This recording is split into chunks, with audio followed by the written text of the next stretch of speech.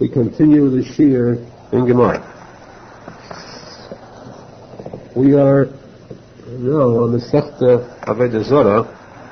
We come now to a statement in the Gemara, which coincidentally we have had a very short time ago. We learned Sanhedrin. And here the Gemara repeats that same statement. If the Gemara finds it worthwhile repeating, then surely we should not skip over it. We'll repeat it too. Only with the knowledge that even though you're going to hear the statement the second time, there definitely will be chidushim, new items that were not mentioned first time we discussed this topic. The Gemara says that when Hashem created the world, again we stress the first foremost foundation of faith. The first item, above all, the primary item of faith is that this world was created by Hashem only 5,737 years ago. Prior to that, there was nothing in existence. No earth, no universe, no heavens, no angels, only Hashem himself. Of course, the Torah is slightly older, but prior to that there was nothing, which means that we believe implicitly that all these stories that the scientists cook up about the world being millions or trillions or dinosaurs and so forth, those are all absolutely false. Those are all absolutely atheism. Kfida.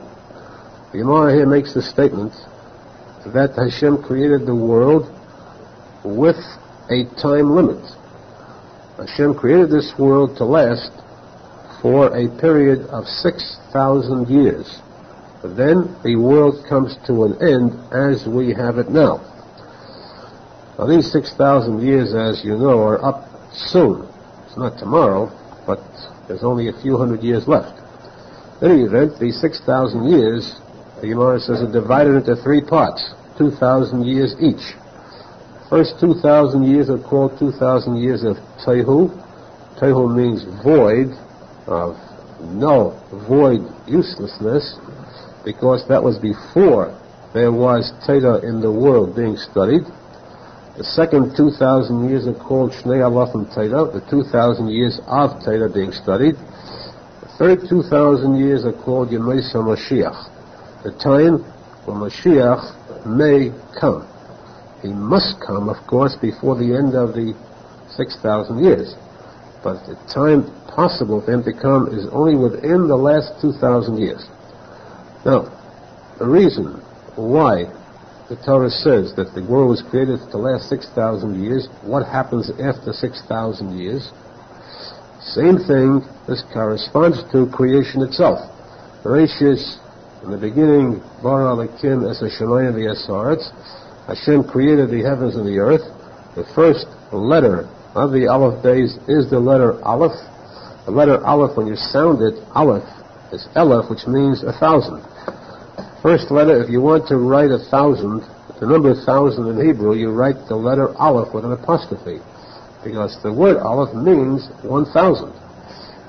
The letter Aleph stands for 1,000, and in that first sentence, Rishis, that first sentence, you have the letter Aleph found 6 times. This teaches us that the world is made to last for 6,000 years. And the same as we have the days of the week, 6 days of the week, and then the 7th day is Shabbos, so too is the entire creation a matter of 6,000 years. As we have it now, it's a long, tedious struggle. One generation after another generation, working, striving, struggling, suffering, battling for existence without peace in this world. It's a world without peace, a world of suffering. When 6,000 years are over, we'll have the 7,000th year, 1,000 years called Shabbos, when the world will come to a time of peace, complete peace. We'll have the Tchias HaMesim, the dead will be revived, will come back to life. There'll be a new world of a state of pure peace. This too teaches us, how does a person get to merit living in the 7,000th year. We've had tzaddikim, very great tzaddikim, sages, holy people who lived 2,000 years ago, or who lived 200 years ago. They're much greater than we are. And they spent their whole lifetime praying to Hashem, please let me be zecher to see Mashiach. They died with that prayer on their lips, and they never got to see him. Mashiach will come, we believe now. We are going to see Mashiach come. What about those great tzaddikim who are greater than us? The answer is that they too will, of course, see Mashiach. Will have fear of Samesim. That'll come back to life, those who are worthy, and they too will live in the time of Mashiach during this 7,000th year of Shabbos. Now why? Because these 6,000 years are like the 6 days of the week. 6 days of the week, the Torah says, you must work. You must labor during these 6 days of the week in order to earn enough money to buy food for Shabbos, and then you will rest and enjoy the Shabbos. During these 6,000 years, these are the years of labor when a Jew must work, must strive to earn credits by doing mitzvot, by obeying the commands of Hashem, by making sacrifices for his religion.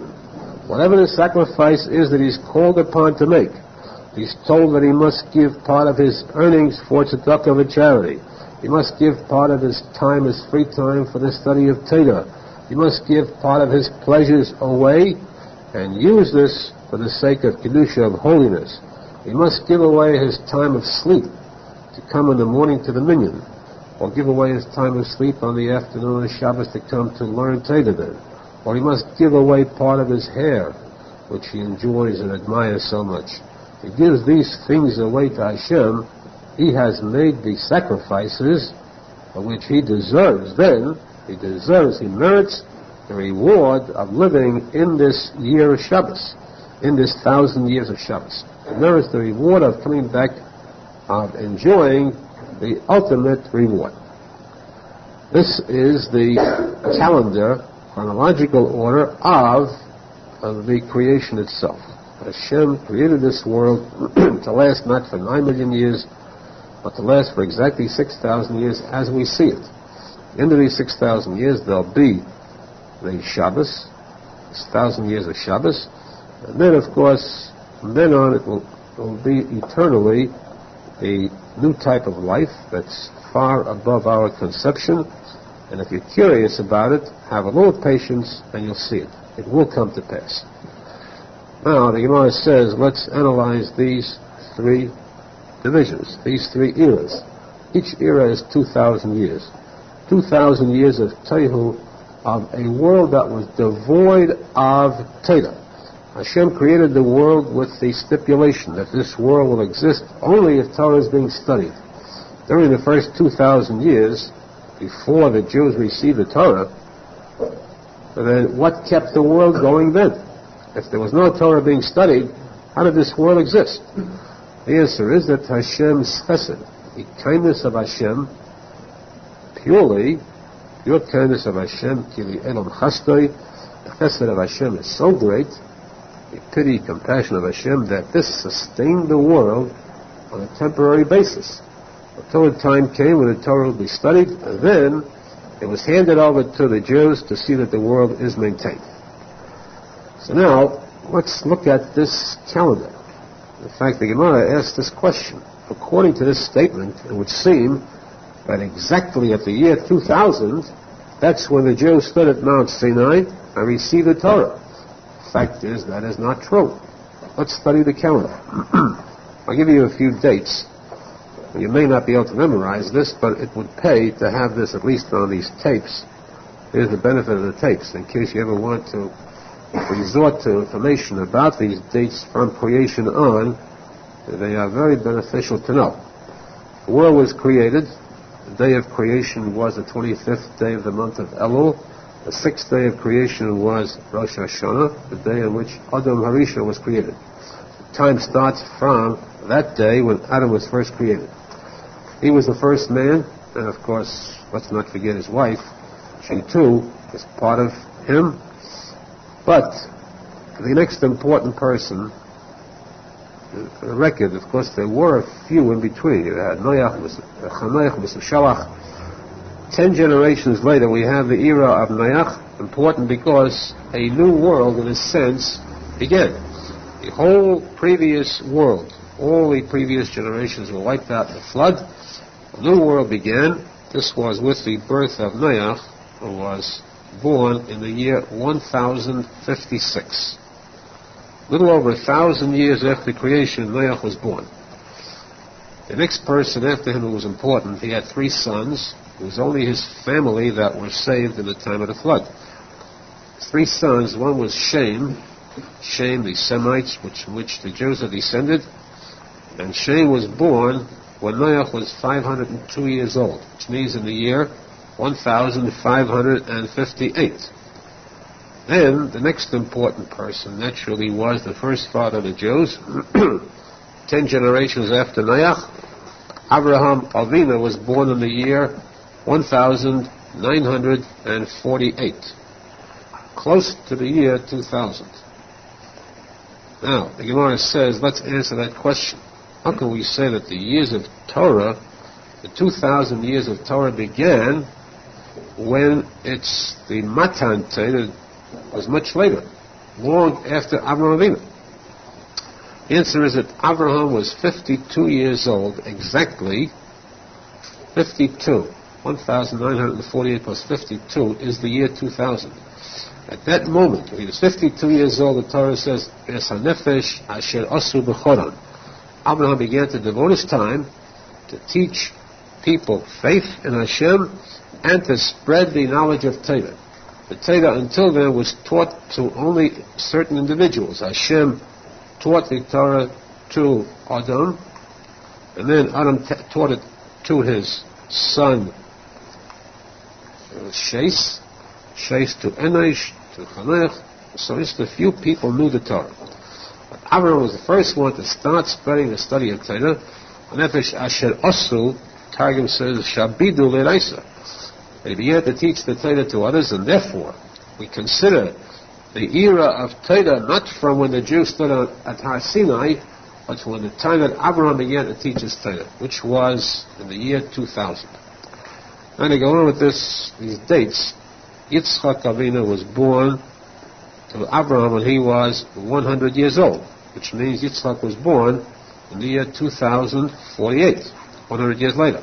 Yaakov was born when Yitzchak was 60 years old. He was born in the year 2108. Now we come from there. The next important date was Matan Torah. The Jews stood at Har Sinai and received the Torah officially. That was in the year 2448. 2448 is exactly 500 years after the birth of Avraham Avinu, which means 448 years after the year 2000 began. Yet this is not when the era of Torah began. It began in the year 2000, as we explained. The next important date is the building of the first Beis Hamikdash, the first Holy Temple, in the year 2928. This lasted for 210 years until the year 3338. The second Beis Hamikdash, 70 years later, was built in the year 3408, lasted 420 years until 3828. 3828, which means that there were 172 years till the year 4000. So in the year 4000, when the era of Mashiach begins, as the Gemara says, it was 172 years after the destruction of our last Beis Hamikdash. Now we come to that point. The Gemara says that Mashiach will come anytime within these 2,000 years, from 4,000 to 6,000. He will not come immediately after the destruction of Beis Hamikdash. We must wait 172 years. This 172 in Hebrew is the word Akev. Akev means the footstep, the sole of the foot, and this is what we find in the time of creation when Hashem cursed the serpent because he brought death to the world, this serpent, the Nachash, became the Satan, who became the angel, the guardian angel of Esav, or the Roman Empire. This Roman Empire that destroyed the Holy Temple, their guardian angel was this same Nachash, about whom Hashem said, he will bite you, the serpent will be man's enemy, he will bite you in the sole of your foot. Ekev, which means he will destroy the Beis HaMikdash, Ekev, 172 years before the first opportunity for the Geula, the redemption, the return from exile. Therefore, this number 172. So it would seem then that Mashiach could come at least in the year 4000 and on, as the Gemara says. Now, the Gemara says further, to make this even stronger, Rabbi Nachman, one of the rabbis of the Gemara who lived a little after that, said, he lived a few years after the year 4000. He said, I want to notify you that Mashiach will come in the year 4228, which is 400 years after the destruction of the Holy Temple. In fact, Hanina said, if you are here at that time, this was a time of he lived around that time. He said, I state this so emphatically that if somebody offers you a field worth $1,000, the field is worth $1,000, and he offers it to you for $1 single, don't buy it. It's not worth it. Because Mashiach will come, you get everything free.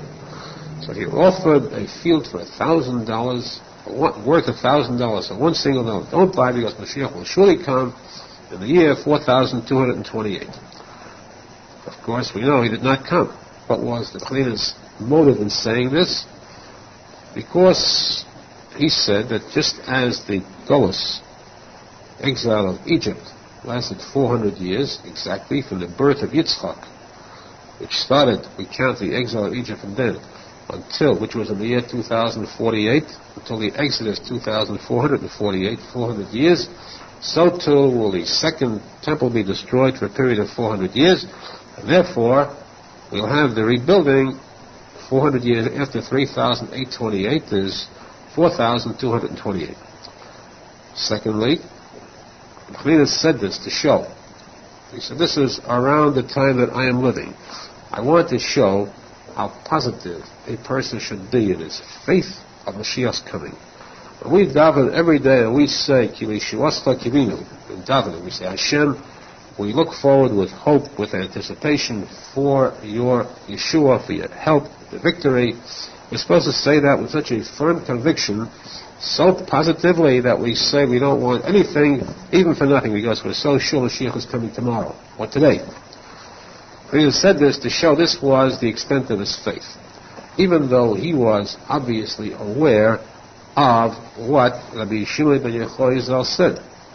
Shimon Yehoyazal says in the Zohar Kodesh that though the Gemara stated Mashiach could come any time from the year 4000, it is a guarantee that Mashiach will not come between the year 4000 and 5000.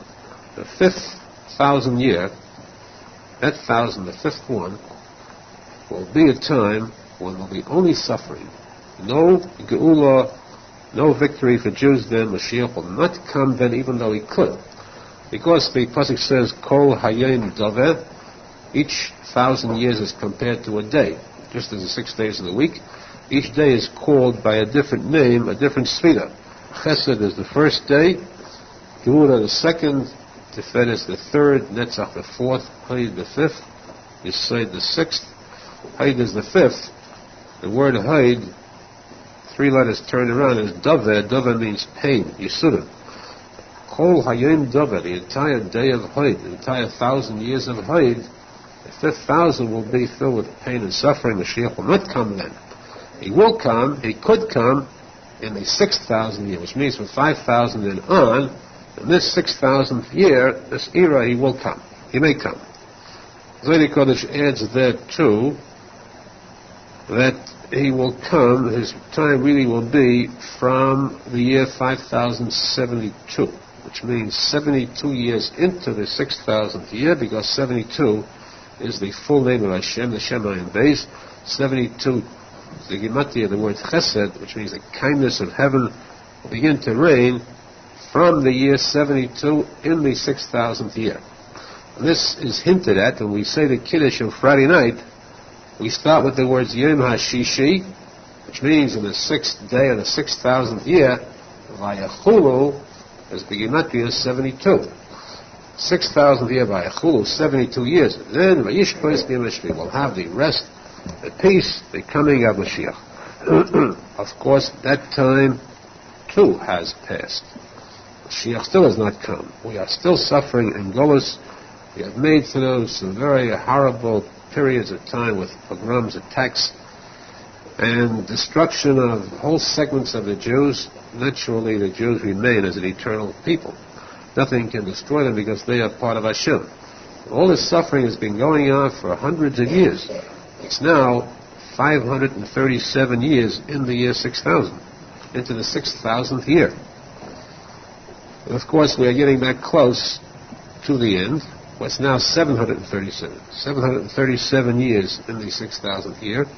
We're getting that close to the end, and of course, Mashiach will not wait until the end of this 1,000 years. That's the Shalom. He will not wait to the end because the waiting period has been long enough.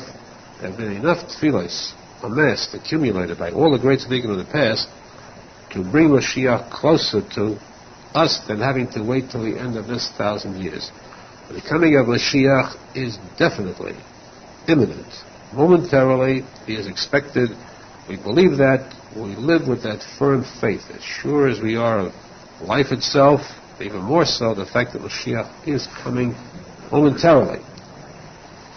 This is the time, even without subtracting a lot, because actually all the tefillos that were said, all these periods of time till now, should have deducted from the official time, the date of his coming. So enough suffering has been going on, enough time has elapsed, Mashiach will surely come now. However, we must point out too that the coming of Mashiach will be wrought with danger. At that time there will be the different types of battles, which means the universal war, especially the war against faith, brought out by all the nations of the world and by many of those, even among the Jews, whose faith will waver, whose faith will fall, will become casualties of this wave of philosophy, and because from the atheists will try to destroy faith among the Jews, especially by their claims, what have you got until now? What has Hashem done for you until now? Don't you see Hashem has Chas v'Shalom abandoned his people? These are the claims of the evil ones, the followers of the Satan, to weaken the strong faith of the Jews. And of course, those will be destroyed when Mashiach comes. Very fortunate and blessed are those who remain strong in their faith at the ultimate time of victory. Now, a big question arises. You recall we learned in Sanhedrin, if you recall, that there was one of the kings of the Jews, way back, Cheskiyahu Hamelach. He was the great-grandson of King David.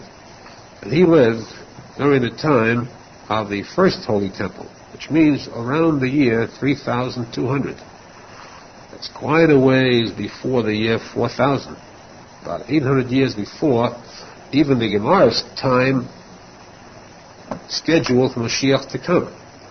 And there the Gemara said, if you recall, Cheskiyahu Hamelach was so good a great tzadik that Hashem said, because he is so good, because he spread the Torah throughout all of Israel, every man, woman, and child studied Gemara and knew the entire Gemara by heart then.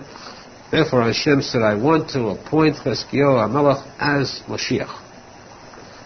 And of course the end of the story was that for some reason this was not done, but how could that intention have been carried out if it was way before the year 4000? What would have happened to this statement? The answer is that because the zechus, the merits, the good deeds, the Torah, are so great and so high, that it would have overpowered even this statement. This statement is made if the world is normal, if there is a normal degree of learning Torah, normal degree of the Jews abiding by mitzvahs, Mashiach will come from this time on. But if something unusual happens, when the Jews will become so pure as they were in the time of Chazkiyahu Melech, then this decree itself could be voided, nullified, Mashiach could come earlier. And therefore, too, the Gemara says, if at any time the Jews decide to do tshuva, return to Hashem, if all Jews would get together and say, let us, this one single day, one Shabbos, let all Jews observe the Shabbos. It's not a big sacrifice. Sit down, relax, eat a good meal, observe the Shabbos. At the minute Shabbos is over, the Gemara says, a vow, a sworn statement, Mashiach will come immediately. How big a sacrifice is that? It wouldn't cost a cent for any Jew. You just sit back on Shabbos, relax, don't break the Shabbos, Mashiach will come. So we see that if there is a concerted effort by Jews to be good, it will bring Mashiach closer, faster. This is what merely happened then. So at present, we wait momentarily for the definite, ultimate coming of Mashiach and the eternal victory that awaits us then. Now we come to a very fascinating story about one of the greatest leaders of the rabbis of the Gemara. In fact, the one, Rabbeinu HaKodesh, he was called. Yehuda HaNasi, Yehuda, the head of the Sanhedrin, was known as Rebbe or Rabbeinu HaKodesh, our holy Rebbe. He is the one who compiled the Mishnayos.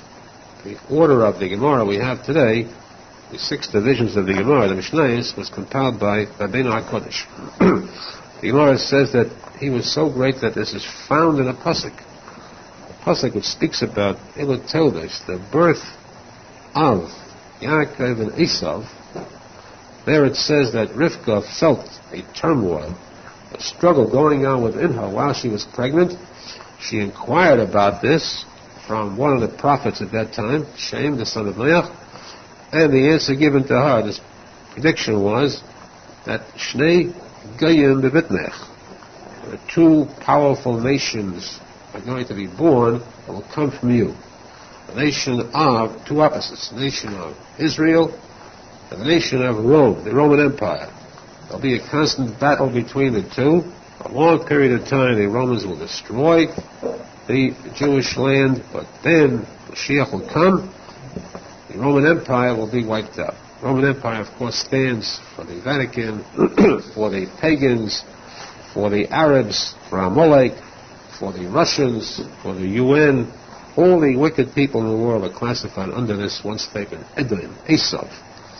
So this was the birth of Yaakov, the Jews, Esav, the Rishon, the wicked, the evil ones, these 2 opposites. The Gemara says, note, there's a strange spelling there. They said you're going to have 2 nations come from you, Shnei Goyim. The Vav is cut in half. Instead of Goyim, it says Goyim. Goyim means 2 great individuals. 2 outstanding individuals will come from you. The Gemara says these 2 are descendants of Yaakov and Esav. They'll come forth 2 great people. One from Yaakov, that will be Rabbeinu HaKodesh, Yehuda HaNasi, and his contemporary, living at the same time, a descendant of Esav will be the king of Rome, Antoninus at that time. Antoninus, the king of Rome. These 2 will live at the same time. They'll both be very great, because this will be one king who will join up with the deepest respect and devotion to Rabbeinu HaKodesh. There'll be the strongest bond of friendship between them. The Gemara says, what brought this about? How was it possible that the king of Rome should become so friendly, the enemy, Esav, the enemy of the Jews, should become so friendly to the leader of the Jews, the leading sage? The Gemara says it was due to an incident, a story that took place then. The Romans, of course, were very evil, wicked Rishonim, and they issued a decree forbidding the Jewish faith, basically against bris milah. No Jewish child may be circumcised. This was given for a temporary period of time, and just at that time, Rabbeinu HaKadosh was born. He was born the 8th day after birth. There must be a bris milah, must take place. So Rabbeinu HaKadosh's father, of course, said, my son must be circumcised, I must have a bris, regardless of the consequences. And so the bris was performed, the bris milah was performed, and of course there were spies there who quickly ran to report this to the Roman king. The Roman king said, this child must be brought before me and put to death, together with the parents. Death penalty for transgressing upon the decree of the Romans. Rabbeinu HaKadosh's mother was very friendly with the queen. There was a strong bond of friendship between them. The queen was a nice woman, but could not go against the king's decree, the king's order. Rabbeinu HaKadosh's mother came to the palace to bring her child, and she said to the queen, is there any chance of helping me? So the queen said, yes, there is. I just gave birth to a son too, the same day you did. My son Antoninus, a goy, of course, is not circumcised. Let us trade children for this hour. Bring in my son to the king and show him off as your son. Show that this was a vile slander, a false accusation. Rabbeinu HaKadosh's mother took this child Antoninus, kept him for that day, and during that day she nursed him. The Torah says that the child, depending upon the mother, depending upon who nurses him, that's how the child will grow. You recall that Moshe Rabbeinu, when he was drawn from the waters by the daughter of Paro, summoned Moshe Rabbeinu's mother because he would not be nursed by anyone but his own mother, Yaacov. And so here too, it happened that Antoninus was nursed by Rabbeinu HaKadosh's mother, which gave him a new type of spirit. He began to live with this subconscious desire for purity and for goodness. Rabbeinu HaKadosh was left by the queen, the Roman queen. His mother took Antoninus, this child, this infant, before the king, and the king said, let me see the child. Lo and behold, he was not circumcised. A false accusation.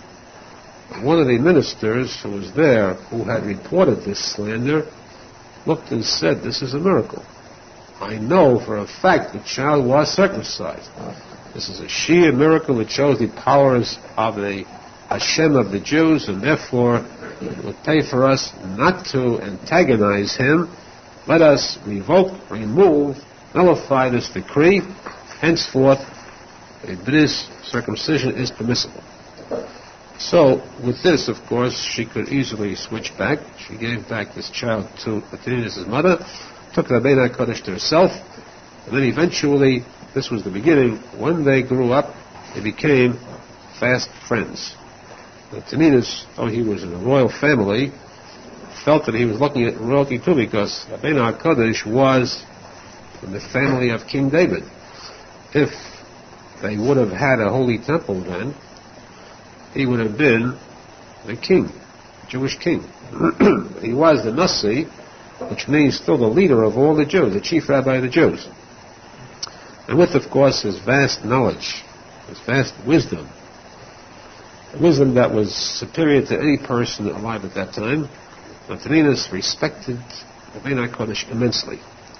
And as we'll see soon, he strived to get closer and closer to him. The Gemara tells us how he would apply to him for advice when he became king eventually. Antoninus became king of Rome, and he sent a message to Rabbi Kodesh. The message was that I have problems with my ministers, the officials of my kingdom. They want to do me harm. They possibly want to dethrone me or assassinate me. What should I do to destroy them?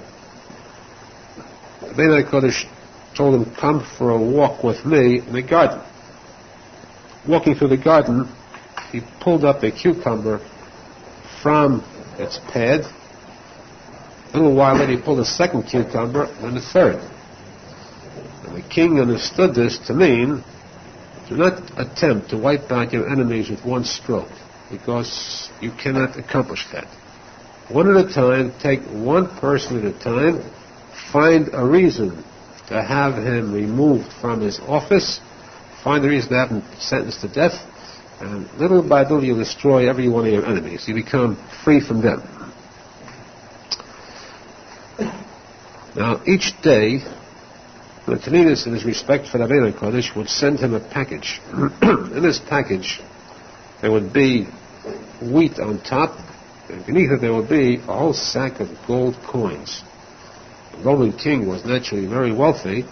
He would send these gold coins as a sign of affection, respect to Rabbi Kodesh. Give money to the tzadik emes, the biggest was possible. Rabbi Kodesh, who was wealthy on his own, the wealthiest person alive at that time, said, I don't want this money. I will not accept this money from you because I don't need it. And during his entire lifetime, he never spent 1 cent. He showed that he would refuse. It's called Rabbi Kodesh. He refused to have any pleasure from this world whatsoever. He would save all his reward for the world to come. So he wanted to send this money back. The king said to Rabbi Kodesh, even if you don't need it, leave it for your children. Let them save this money. Someday, after we are gone, and they need this money to bribe the next Roman king who might be evil against the Jews. Save it. And if you feel that it's being wasted, don't worry, because eventually, I believe too, that the Romans will return all this wealth back to the Jews when Mashiach comes. Now we come to the main part of the story. The Gemara says that Menachem wanted to study Torah. He wanted to gain the wisdom of Rabbi Kodesh, and so he had a tunnel built from his palace to Rabbi Kodesh's home. You go through that tunnel unseen by the Romans. If they would see he was that friendly to Rabbi Kodesh, to the Jew, of course they would cause a revolution. So he had to do it very secretly, to each day to go from his throne room through this tunnel, get to Rabbi Kodesh, spend hours there, and to go for a shiur, a lesson with Rabbi Kodesh. Now he had to make sure that no one would see him, would catch him. So each day he would take along 2 soldiers. As is fit, a king travels with guards. He took 2 soldiers with him, as he walked into the tunnel, he placed 1 soldier on guard there, and this soldier knew nothing else except this was a door leading someplace. Stand guard, no one is permitted to go through this door. The soldier did that. The second soldier the king took with him to the end of the tunnel, where the door to Rabbi Kodesh's room was. He told him, you stand guard here too, until I come back. Each day the king would, on his return, would kill the 2 guards. They should never tell about what happened, what transpired. So you'd have 2 each day. The Roman army was big enough they could spare 2 soldiers a day. But no one ever caught wise to this. Gemara says one day he came to the door of Rabbi Kodesh, and he had warned Rabbi Kodesh, one thing I want you to know, and I trust no one. It's very dangerous. My life is in danger. Yours is in danger if we are caught. And therefore, you never should have anyone in that room with you when I come. You know the time of my coming? No one should be there when I appear. One day, Rabbi Kodesh was involved in a discussion of Gemara with one of his students, one of the other rabbis of the Gemara, and he overlooked the time, and just then the king walked in. The king saw this other rabbi there, He said to Rabbi Nachman, what's this? Didn't I speak to you about this? Rabbi Nachman very blandly said, what's what? So he said, this. Who is this? Rabbi Nachman said, who is who? Who do you see? He said, this man. Who is this man? Rabbi Nachman replied, what man? This is an angel. The king said, an angel? Fine. An angel in Hebrew is malach. The word malach has two meanings. Malach means angel and malach means messenger. So he said to this angel, he said, dear angel, messenger, go to the door and call in my guard, the soldier, whom the king had already killed. This rabbi went to the door,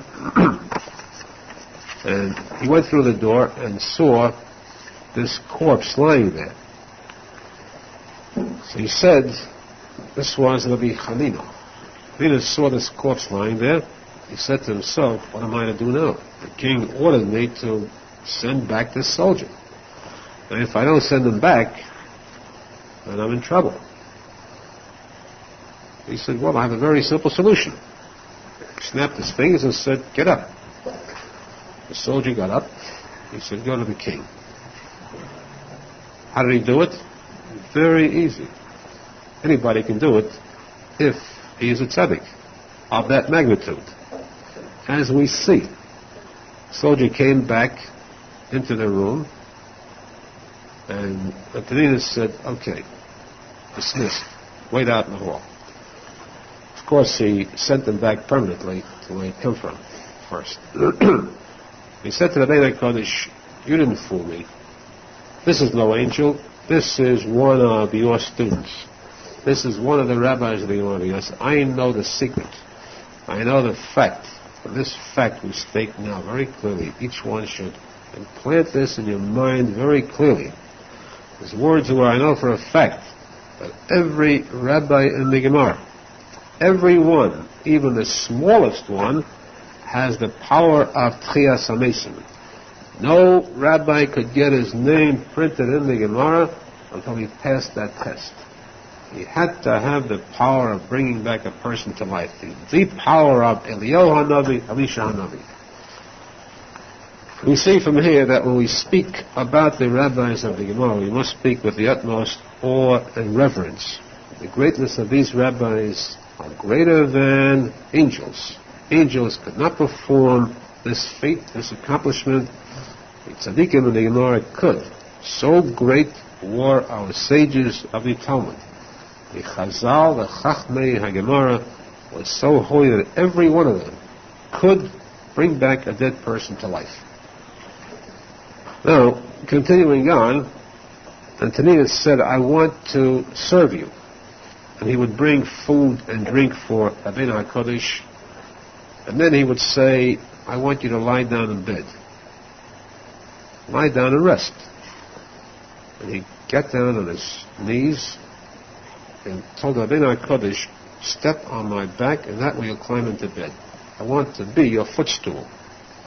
Rabbi HaKodesh drew back in horror and said, there is a law about respect for a king. How can I do that? The king replied, I'm referring to not just now. I want to be zecher, to be the carpet under your feet in Gan Eden. I want to serve you there, not just here. I know the value of serving a tzaddik in this world. If one serves a tzaddik in this world, if one devotes himself to the shimush Talmud Chacham, the shimush of a tzaddik in this world, he is zecher to serve him in the future world too. And this, of course, is what Rabbi HaKodesh later passed on to his son. One of his sons, he said, serve me in this world, those will be those the same ones to serve me there. These were the words of the king Antoninus, who realized this point, that so great is the zechus of serving a tzaddik during his lifetime, that he has the assurance of being the one to serve him afterwards. In fact, he asked Rabbi HaKodesh for a guarantee to have Gan Eden, which Rabbi HaKodesh did give him. The Yerushalmi says that afterwards he became circumcised, he converted, and he lived a life of purity we'll continue this story the next time, because there is another very important vital lesson. For us at least, the lesson is emunah, faith in the words of the Torah, which means faith in the words of Hashem, faith in the great tzaddikim, to follow their words, because in the source of that faith, we will see without.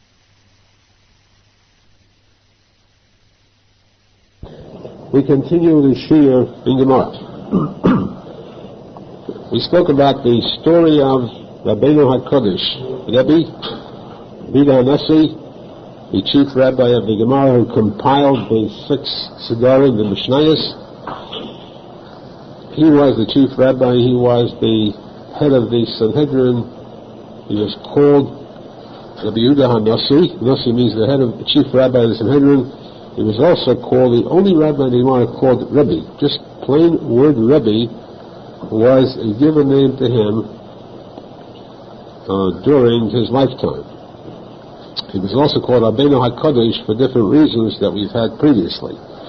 This story told about Rabbeinu HaKodesh, a Rebbe, who became so closely befriended with the Roman king, the emperor of Rome, Antoninus, that Antoninus had such a high respect for Rebbe, due to the fact, of course, as we said, that as infants they were interchanged for a while. His respect was so great that he built a tunnel to Rebbe's home, and he would sneak out of his palace daily to visit Rebbe to learn words of Torah from Rebbe.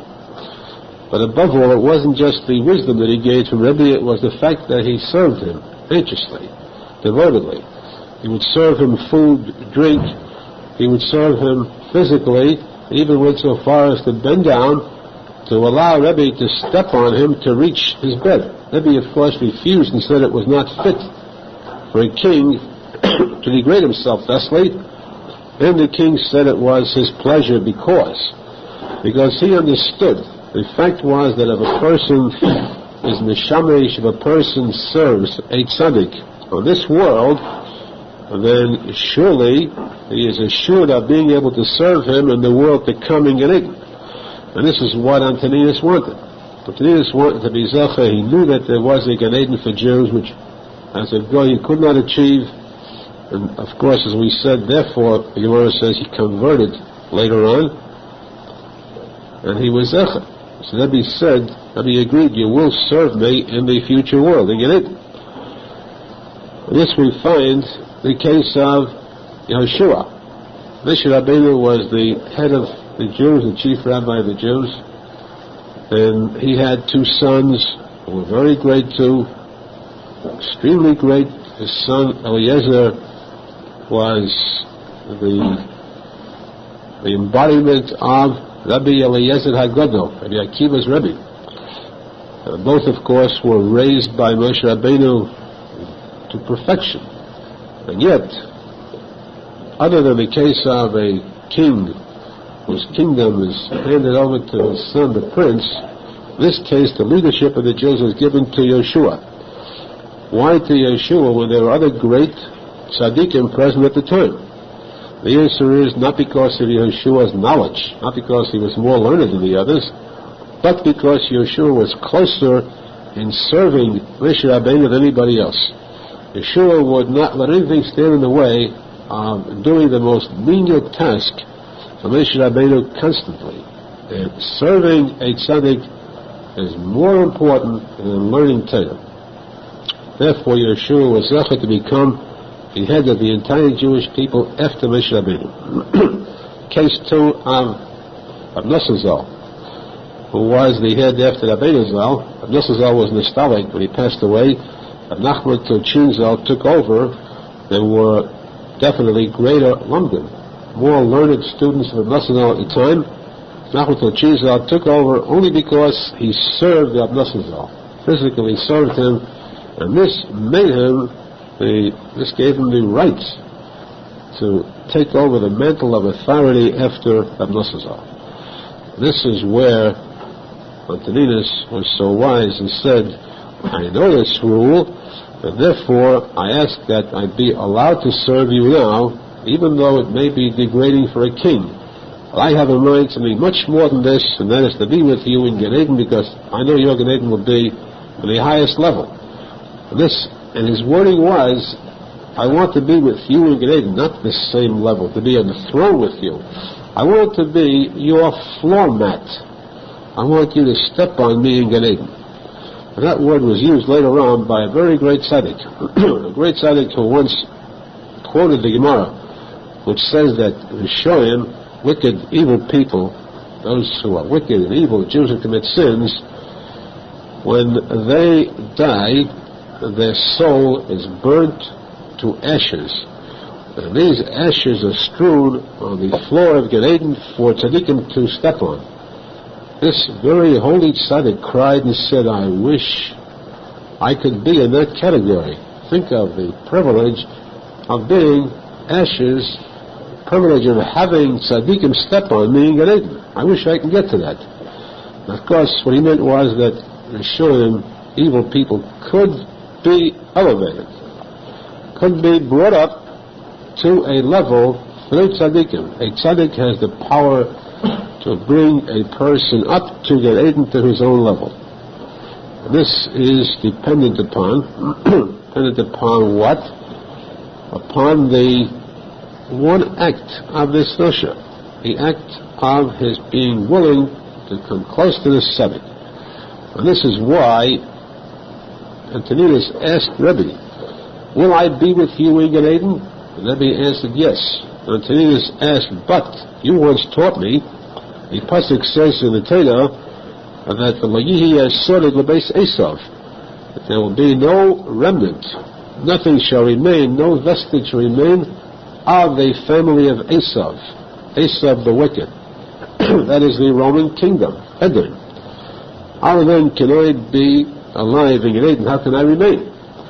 Rabbi Nachman answered, he replied, the meaning of that sentence is not Esav, not the Goyim, but those who do the acts of Esav. Those who are evil like Esav, they will not remain. They will be wiped out completely. But if one who comes from Esav repents, purifies himself, he shall remain, which is the case of Antoninus. Thereby Antoninus was not only saved, but he was zeichet to so great a level in Gan Eden. And the Gemara's final word in this story is one that is difficult to understand. We have a question on this, and we do not have an answer, except that there are certain things that cannot be answered. There are certain statements in the Gemara where we find conflicting statements, and to correlate them, to reconcile these statements is difficult, especially in this case when none of the Mefarshim even mention a word about this. The Gemara says that when Antoninus passed away, Rabbeinu HaKadosh cried and said that strong bond, that tie of true friendship has been severed. I lost one of the greatest friends I've ever had with the passing of Antoninus. These are the words of the Gemara, the words of Rabbeinu HaKadosh at the death of Antoninus. The Medrash says that Antoninus once asked Rabbeinu HaKadosh, tell me, you are a very great tzaddik, you can foresee the future. Tell me, who is going to die first, you or I? Rabbeinu HaKadosh said to Antoninus, I will go first. And Rabbeinu HaKadosh's students jumped up and said, Rebbe, how can you say that? All of your students pray so hard. Our tefillos are devoted to your welfare and to your life, that you should have a good life and a long life. Why should you say that? Why shouldn't you let Antoninus die first? Rabbeinu HaKadosh replied, very simply said, because what difference does it make if I say I will die first? Whatever is fated to happen will happen. If the angel of death will come to Antoninus first, if he say to the angel of death, you can't touch me, you've got to go to Rabbeinu HaKadosh first. He's got to go before me. Will he pay attention to this claim? Of course not. He'll take him against his will. So what have we lost? But if I go first, And think of the Kiddush Hashem, how wonderful it will be when the Romans will say how great the Jews are. They even know when they're going to die. So this will bring about a Kiddush Hashem. The Medrash ends the statement with the words, Rabbeinu Kodesh passed away first, because when a tzadik says something, it must come true, even if it's his own fate. Just like when Yaakov Avinu said, let Rachel, unknowingly, he said, let Rachel pass away if she took the small idols of Lavan, and it came to pass. Here too, Rabbeinu Kodesh sealed his own death, first because he made that statement. These are the words of the Medrash, and of course, as we said, we cannot reconcile these two statements, but in such a case, we could say that the Medrash used that as a mushal, the end of the story, as only as a statement to bring out the lesson involved. The lesson there is that every Jew should guard his tongue. Never say a bad word, because the Satan can take hold of that word and make it come true. A person should never curse himself, because this gives the Satan an in to take hold of that curse and to harm the Jew with it. The person should never say, let this happen to me, or let this happen to somebody else, because he must guard his words. Even if he's not a big tzaddik whose words are sacred, still, it gives the Satan a hold.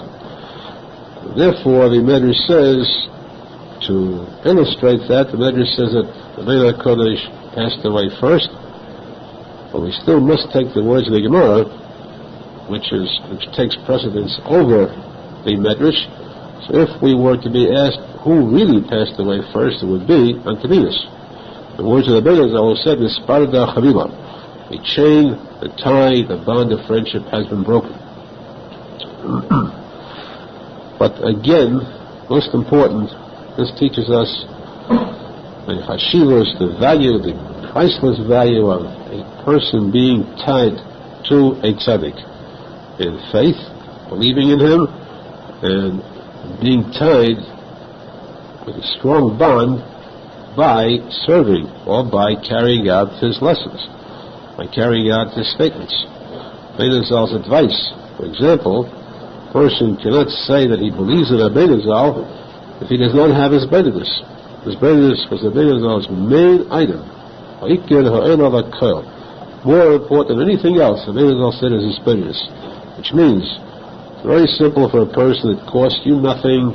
It's only a few minutes each day to privately closet yourself in a room or anywhere where you are alone, silently converse with the closest friend in existence, the one who will listen to you more than any other individual existing, the one who can do more for you than anyone else, naturally, and one who will do more, and that is Hashem himself. You can summon Hashem to listen to you at any time at all, day or night, at any given moment. Speak and Hashem listens. Well, let's hope that we listen as closely when Hashem speaks to us through the Torah and through his servants, through the tzaddikim, as he listens to us. But this is all that is necessary. Speak to Hashem, ask what you need. And of course, what we need most is Hashem's assistance to be able to serve him properly. And we should be zecher to fulfill Hashem's mitzvahs, at least to the best of our ability. This is, in spite of this would be the true sign of eskavus to Rabbi Nachman.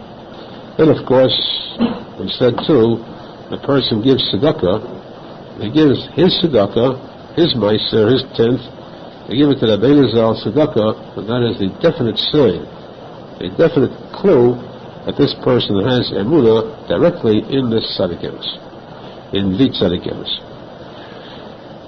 Now the Arizal says, as the Gemara tells us further, another case, another story, where the Roman king of a different generation, this was not during the time of Rabbeinu Kodesh, Roman king issued a decree. He first asked his advisors, he wanted to issue a decree to wipe out the Jews just as Haman did. And he did it through a clever ruse. He asked his advisors a question. He said to them, if a person has dead flesh, he has a wound which brought about dead flesh, and this dead flesh becomes diseased. So if he has this wound on his foot that becomes diseased, should he cut off this dead flesh, should he remove it and have the leg become healed, or should he leave this flesh there and thereby causing the infection to spread and perhaps having to amputate the leg or maybe even kill the person? What he meant was, we have a plague here. We have a disease. One would say we have the Jews who are unwanted. Should we remove them and thereby become wholesome, clear of them, or should we allow them to remain? And of course, the advisors all said to the king, naturally, it's better that you remove this dead flesh, remove this plague, get rid of them. There was one of the advisors, a high official in the kingdom, whose name was Kitia Bar Sholem. Strange to have that name, Bar Sholem. And of course this would refer to, he was a descendant of Esav. Esav is the gematria Sholem.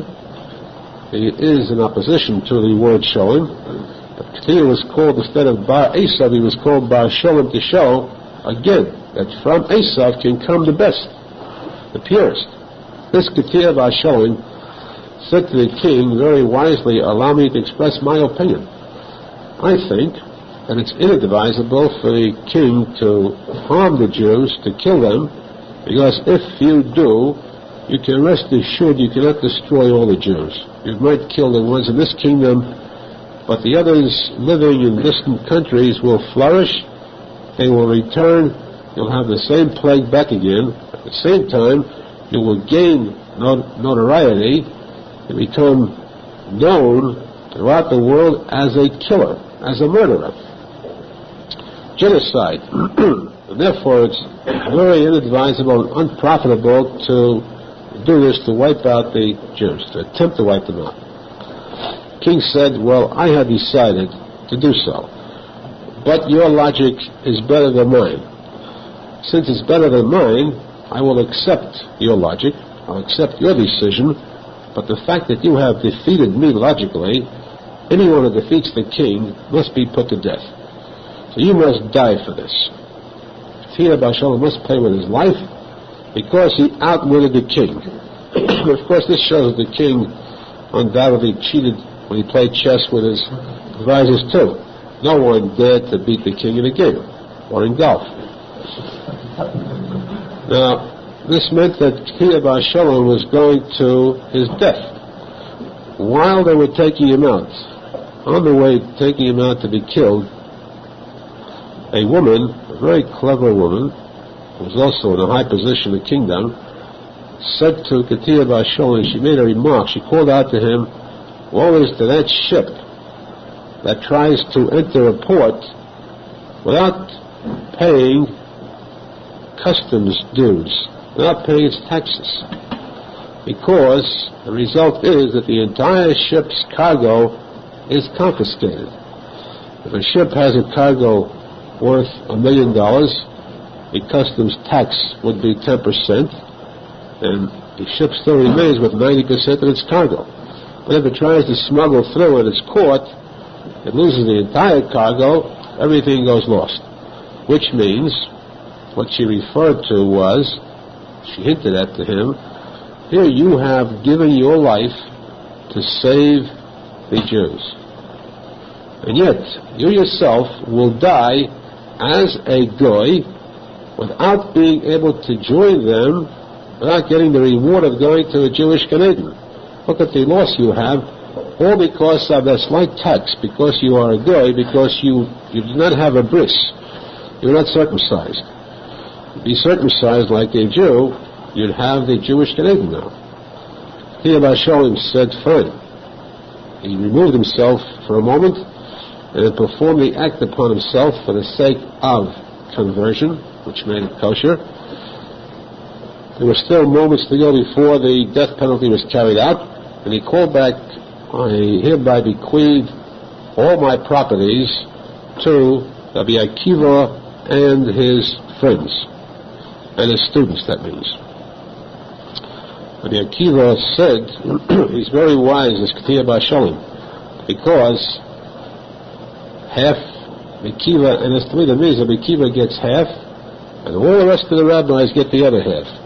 This is exactly as the posek says about a person bringing sacrifices to the Beis HaMikdash. It says the meat shall go to Aharon, the Kohen Gadol, and to his children, the rest of the Kohanim, which means that the Kohen Gadol receives half of all the Kabbalas, the other half is divided among the rest of the Kohanim. And Akiva became wealthy through this one single item alone. Remember, we had a story of Akiva became wealthy because of 6 different items. This was one of the 6. Ketiyah B'Shalom's wealth was tremendous, one of the top Roman officials. So he gave, this was a wise step too. He converted. His last act was to convert himself, circumcise himself, give all his money to the tzadik emes and his students, and then go to his death. And as he was put to death, just at that moment, a voice rang forth from heaven and said, Ketiyah B'Shalom is ready to enter into Gan Eden. Ready, Mizuma means ready to enter, means without having to undergo or to suffer any trial in heaven, without having to go through the tribulation, the recordings, living through his lifetime, having to answer for his deeds, having to go through the suffering of Gehenna to erase his sins. He enters immediately into Gan Eden. This is what the voice said about Ketiyah B'Shalom.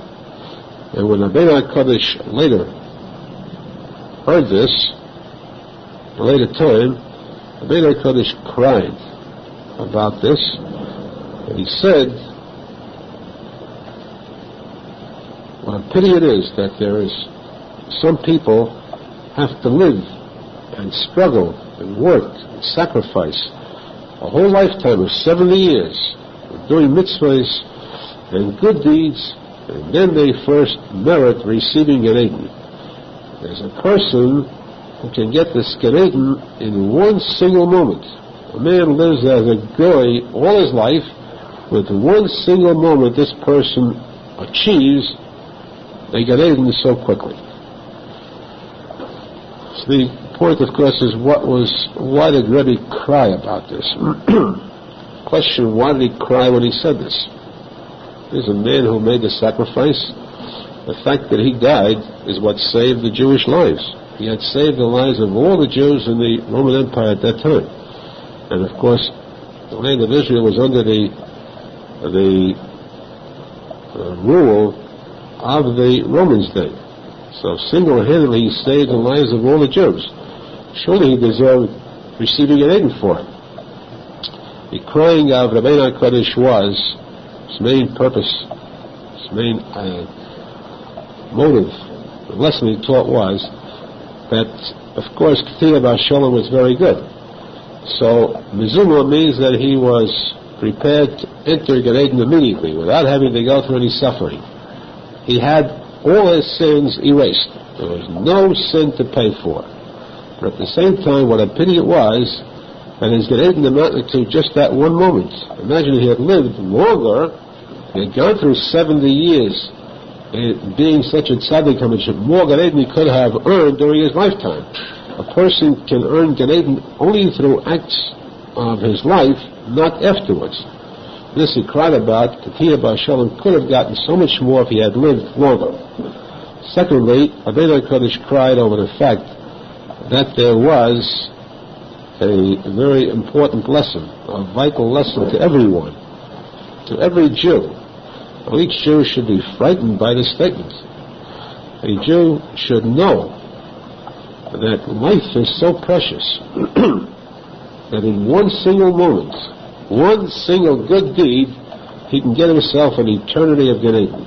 Imagine what he can do in a minute, if this is in a second. What he can accomplish in an hour, in a day, in a week, a month, a year. A person would evaluate this treasure of time he would surely spend his time much more beneficially. So this is a lesson the Menachem Mendel Schneerson cried about, that the Rishonim who give away their life, nothing, who waste their lives, or even the tzadikim, the good Jews, who are still not that careful about their lifetime, how much they lose, how each moment is so precious. This is what Rav Nosson was so famous for. Nosson kept a watch with him. He was so particular to see that this watch kept perfect time. He was asked why. What if the watch is a few seconds off or a minute off? Nosson said, a few seconds, a minute, every second of this life. And the Mishnah says each second of this life is worth more than the whole Gan Eden. A person living in Gan Eden for 1,000,000 years couldn't perform the mitzvahs that he could do in 1 second in his lifetime here. So you ask why I'm so careful about each second? This is what the Menachem Mendel Schneerson pointed out. The Ketiyah B'Hashem's act shows us that any Jew looking to serve Hashem can achieve for himself this accomplishment in each moment of his life. We should be zeichet to fulfill the guarding our seconds, moments of our lives, and serve Hashem properly in them. And he says further, the next story is that of Onkelos Hager. Onkelos is the author of the Targum. Well, apparently, obviously, he's so important. He was a convert, also from the Romans, a nephew of the Roman king. He converted. He became so great that he wrote the Targum on the Chumash. Every Jew is compelled to learn the Targum every Friday. We say Shnaya Mikra V'Yachad Targum, twice the Chumash, once the Targum, the Aramaic translation that's found on the side of the Chumash. This was compiled by, or translated by, Onkelos Hager. Now the story behind his conversion was, of course, being the nephew of the Roman king, it would seem improbable ever he could have a chance to even make contact with the Jews. How would he learn about the value of Torah, or how would he get the desire to become a Jew? Onkelos was very clever. He once came to his uncle and asked him advice. He said to him, I want to go out on my own. I don't want to live off your money, the wealth in the palace. I want to earn my own money. Be a self-made man.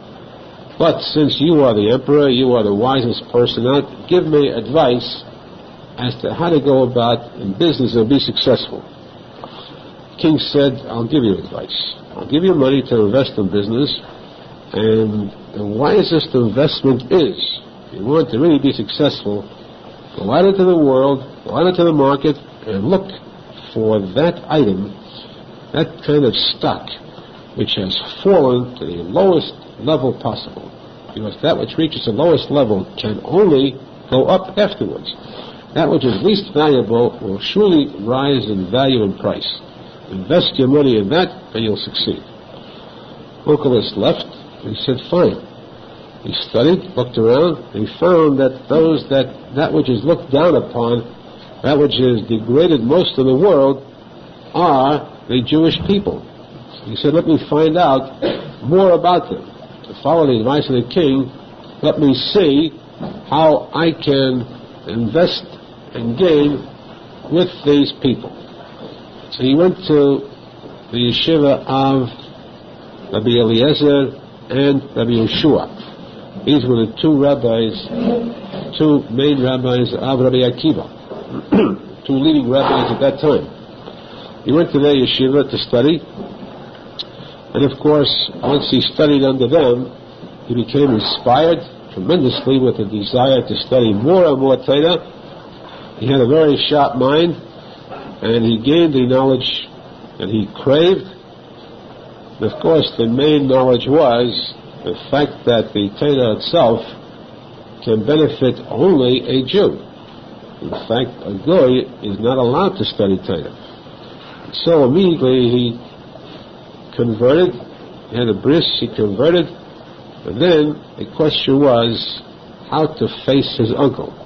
How could he come to his uncle and tell him he had converted and became a Jew?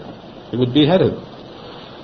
So he came back to Rome, and he told his uncle, I have news for you. I have apparently succeeded. His uncle said, fine, what did you invest in? He said, I invested in the Jews. His uncle screamed, Jews, how could you? And he said, I just simply followed your advice. You advised me to go to that which is the lowest, and therefore I went to them. So the uncle said to him, but how could you learn their Torah if they write that a goy cannot study Torah? He said, I solved that problem by converting. It says the pasuk, Le'osok kein l'chol goy, Le'osok kein l'chol goy, that such this Cain, the study of Torah, is not fit for a goy, cannot be studied by a goy, especially the word Cain, Chain, as Lady Kodesh says, stands for side, secret. Secrets of Torah are hidden from goyim. A goy cannot penetrate into these secrets. So he said, I converted, and that's how I gained this type of merchandise which you advised me to buy, to purchase, to acquire. I did it. With that, Onkelos fled. He ran out of the palace and escaped. The king felt that he must get him back, either to punish him or at least to try to reconvert him, bring him back to his own belief. So he sent a regiment of soldiers to Onkelos with the instructions, bring him back alive. The regiment came to Onkelos, and they gave him the instructions of the king. He spoke to them, and with his wisdom in speaking to them, he convinced them that they too should convert. The entire regiment converted and became Jews. They did not return to the king. The emperor sent a second regiment and told the second regiment, you are forbidden to speak to Onkelos. Your instructions are, bring him back, but don't talk. Fine, the captain of the regiment said, yes, your majesty shall do. They came to Onkelos, and they said, you're under arrest. Finished. There's nothing to discuss. So he said to them, I'm not discussing. I only want to ask you a question. Couldn't I even ask you a question?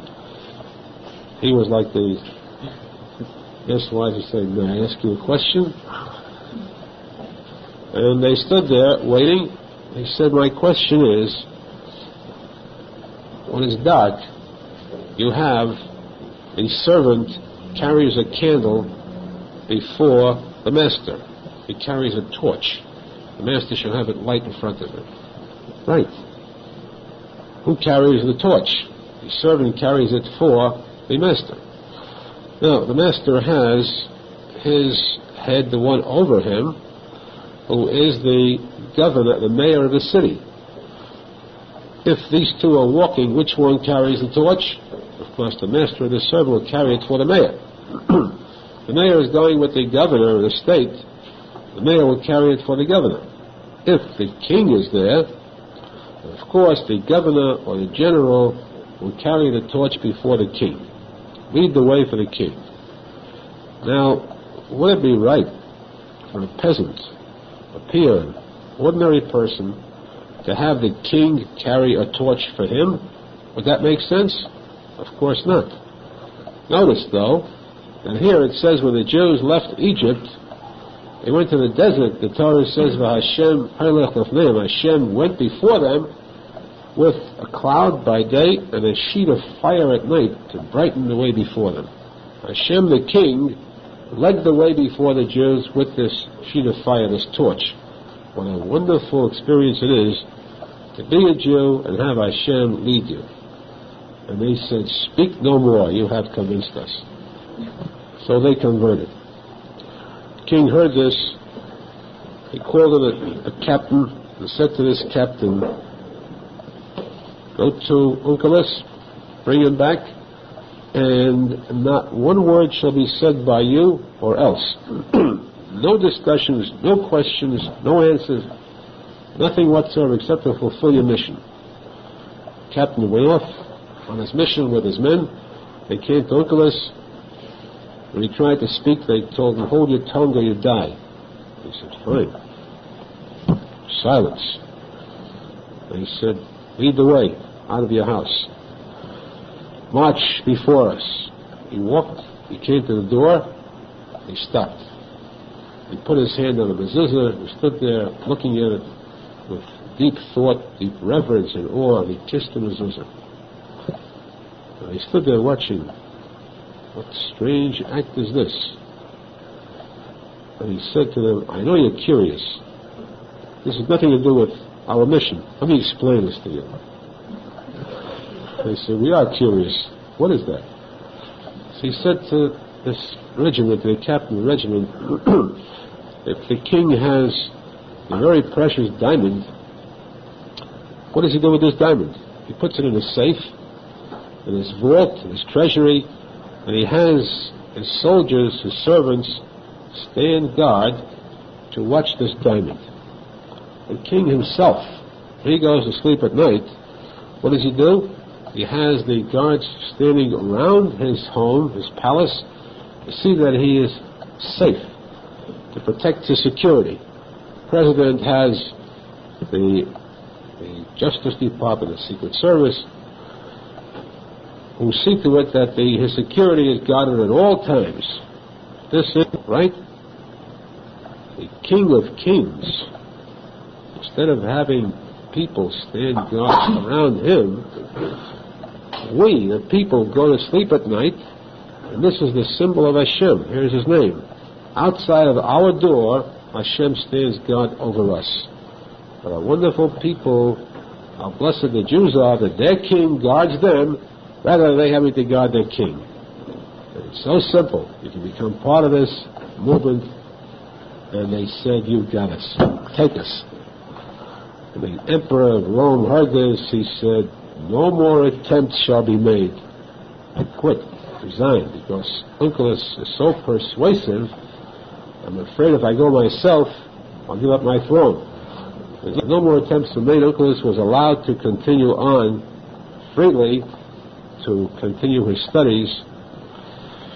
And of course, he was successful. We find that his writings are accepted with such magnitude that it's considered an actual part of the Torah.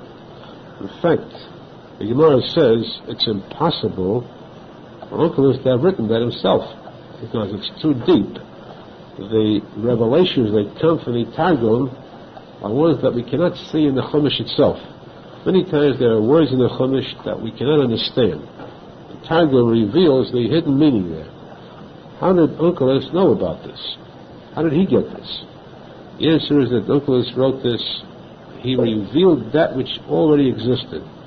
Because surely, unquestionably, this was part of what Moshe Rabbeinu received at Mount Sinai. The Targum was given to Moshe Rabbeinu at Mount Sinai. But in later years, it was forgotten, and Onkelos simply brought it back. In Ruach HaKodesh, he brought back these words which had been there before. Therefore, it's called by his name because of the fact he returned it to the Jews, something which had been lost. Again, it's very important for a person to know that the Targum should be said every week. The Arizal brings the fact that the Targum is Begimatria Tardema. Tardema means a deep sleep. And this deep sleep, a person can gain so much. Imagine that this Tardema happened twice. Adam Arisha was put into a deep sleep, and he woke up, lo and behold, he had a wife. Chava. The operation was performed while he was asleep. She was severed, they were connected by a rib, and he found himself married. So some people can actually go to sleep and accomplish nothing. I advise you to go to sleep and sleep well. Get this accomplished.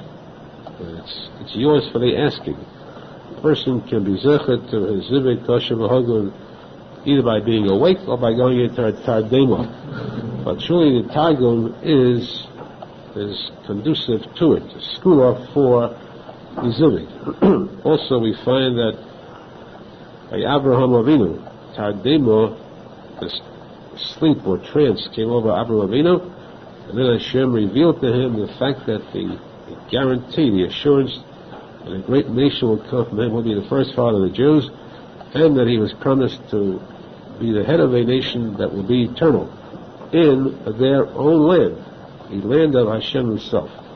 Land Eretz Yisrael is so holy that if we take the entire map, the entire globe, and we seek out to pinpoint the spot on this earth which is different from all other places, regardless, you have places on earth like, for example, South Africa, diamond mines, gold mines, much more mineral wealth than you may find in Eretz Yisrael. Or you find places like the Arab nations, which produce rich oil that can poison the minds of nations, that can make big nations become weak, that can smell with a rank odor of oil. Israel does not have that, although of course originally the true source of oil was Israel. The Shemen, the oil is really found there. Now during the time of the Golos it's hidden. But yet this one small spot on the globe is more important, more precious than the rest of the entire world. In the first place, this is the birth of the world. The world began with the creation from Israel, because the spot of the Beis HaMikdash, that rock, the central rock on which the Mizbeach is built in the Beis HaMikdash, that was the first item of creation. Bereshis Borali Kim. The word shis means foundation. A foundation rock. Bereshis, the Gemara says, is Bora Shis. Hashem created shis, the foundation, and then Bora Likim as a Shemayim Esaris. Hashem created the world from this rock, as though this was a piece of dough, and just stretched out, molded it into the globe. But this rock is found in Yerushalmi, and therefore this is the land of Hashem. Every drop of soil is sacred, is holy. Every drop of air, every bit of air is that conducive to wisdom. A person who breathes air can affect his brain. If you want brain food, there is oxygen there that can improve a person's brain and wisdom. And above all, it's not just the earth in Eretz Yisrael, but the sky. Do not think that if the sky looks the same as any other part of the heavens, it is the same. It is absolutely different. The sky over Eretz Yisrael is completely different from the sky anywhere else in the world. This is a special sky and a special heaven. Even the sky, of course, is the firmament, which is the outer limit of the heavens. Above that sheet of sky, there are the heavens, in different levels of heavens. In those heavens there are angels, the throne of Hashem, and so on. Over all the world there is a sky in the heavens with angels who are guardian angels for the lands beneath them. There is no guardian angel over Eretz Yisrael. There Hashem himself. Ine Hashem lekechabo. Kaviyachol, the eyes of Hashem gaze at the land of Israel, constantly guarding it always. It requires no guardian angel. This land was given to Avraham Avinu, and this Tardemo, this guarantee, that it belongs to the Jews ever afterwards. Even if temporarily it's taken away by other countries, temporarily the Jews are driven out, but we know that ultimately, with the coming of Mashiach, the Jews will return victoriously, especially now, with the rebuilding of the third and final Beis HaMikdash by Hashem himself. There will be no Golos, no exile afterwards. Ashrei to those people whose faith is so strong that despite the setbacks and sufferings of the Jews until now, the faith still remains, the prayers still remain firm to Hashem, that we should be zeichet to see with our eyes the coming of Mashiach Tzidkenu, rebuilding the Beis HaMikdash, and with the coming of Mashiach, the downfall of these great empires who live by their own ego, who are filled with this craving for power, which of course will crumble to dust. All these nations who are united against the Jews will evaporate like a wisp of smoke, and the Jews will rise up in glory to live forever afterwards as the chosen people of Hashem in the land of Hashem, becoming the Mashiach. We look forward to seeing this now. Amen. Amen.